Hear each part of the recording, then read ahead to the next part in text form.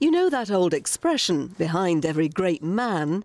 When I went on the Borders Trail of Field Marshal Douglas Haig, I soon discovered that his wife also had a remarkable story to tell. You'd expect that being married to the commander of British forces in World War I would overshadow anything that you might possibly do. But Lady Haig left her own unique mark in Scotland. I've come to Edinburgh, to the factory she started almost 80 years ago. And there are no prizes for guessing what they make here.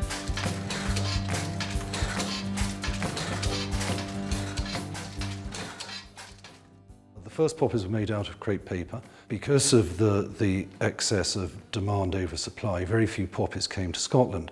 So in 1926, Haig's wife, Lady Haig, decided to set up her own poppy factory here in Edinburgh, which she did at the bottom of the Royal Mile.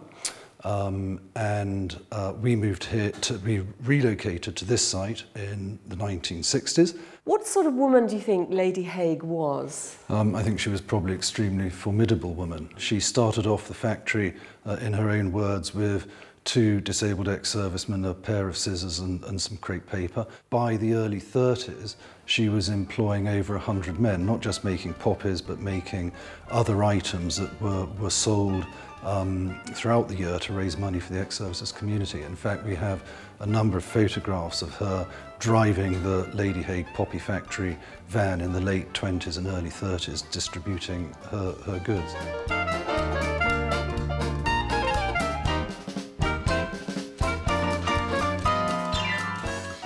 Today, Lady Haig's Poppy Factory produces more than 5 million poppies every year and up to 15,000 wreaths.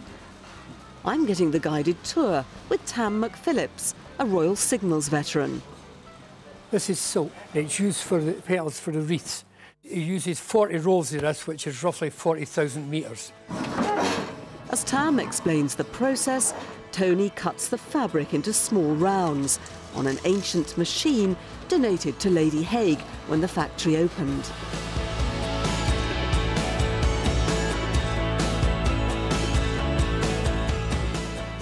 Next stop is Graham, and his job is to crimp the petals.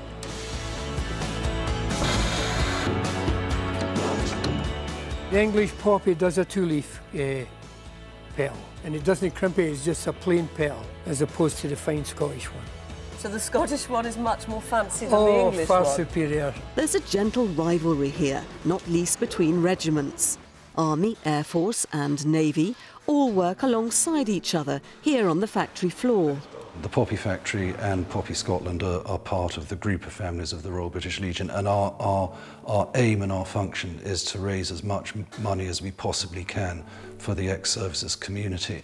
And I think if there is any rivalry, it's in the ability to try and raise more money than each other. The vast majority of the guys on the shop floor are disabled, either because of what happened to them when they're in uniform or what happened to them subsequently. There's a very strong military feel to the place, and it's a benign, gentle military feel, but nonetheless it does have that feel, and that's important because it makes people feel very comfortable, and for guys, particularly those suffering from mental injury.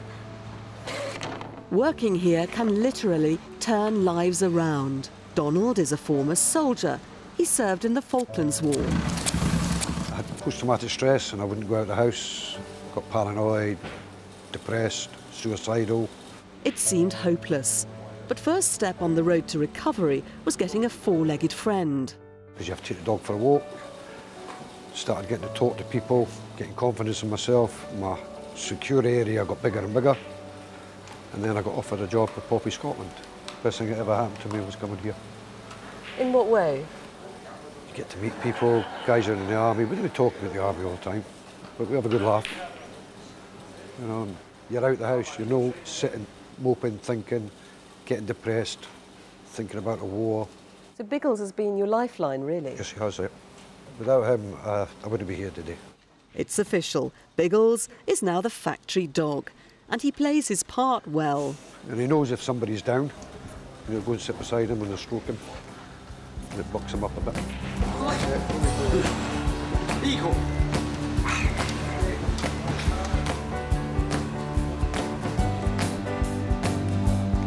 Working here has proved a real tonic for all these veterans, including Tam. When I'd lost my wife, I lost my way a wee bit and I got sent down here.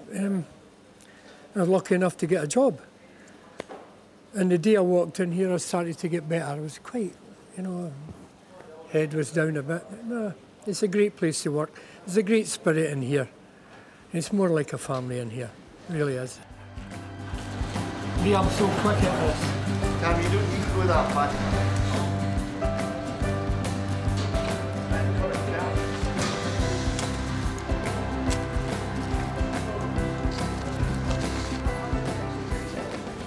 You're surrounded by poppies here, Yeah. utterly surrounded. Couldn't eat another one. You must live and breathe them. Yeah. But do you ever get fed up and think, I don't want to see another poppy? No, I don't get fed up. I have a photograph of a relative on my desk that we lost in Afghanistan, and I keep his photograph on my desk in case I do get fed up. And if I ever get bored, I just look up and say, this is a great cause. This is a really great cause.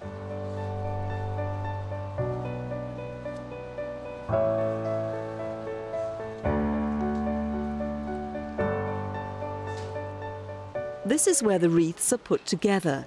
It can take several hours to fashion one, and some go to grander places than others. Right, this is a wreath that the boys made for the Queen, originally Fiona, but they changed the design, so we kept it for Poppyscotland. Do you ever get any feedback from the palace? She says that was a very good wreath that you made. Yes, every time, yeah, every time, yeah. We often have royalty visitors here. We still have a great connection with Lady Haig as well. Last Christmas I had a lunch here with the boys in the factory. Lady Haig, the present day Lady Haig, of course. The public still has a great respect for the military in this country. Thank God. And that includes the young. When school children visit the factory, it's a chance to learn about the work of the British Legion. Poppies are made all year round, and here in the warehouse, hundreds of wreaths are boxed up, ready for remembrance services later this year. The proceeds will help fund welfare services for veterans who are down on their luck. Every penny that the Scottish public generously gives to the Scottish Poppy Appeal stays north of the border. Scotland is a very proud country, and we value things that are Scottish. So I think it's a really nice touch that we are here. We're unique to Scotland.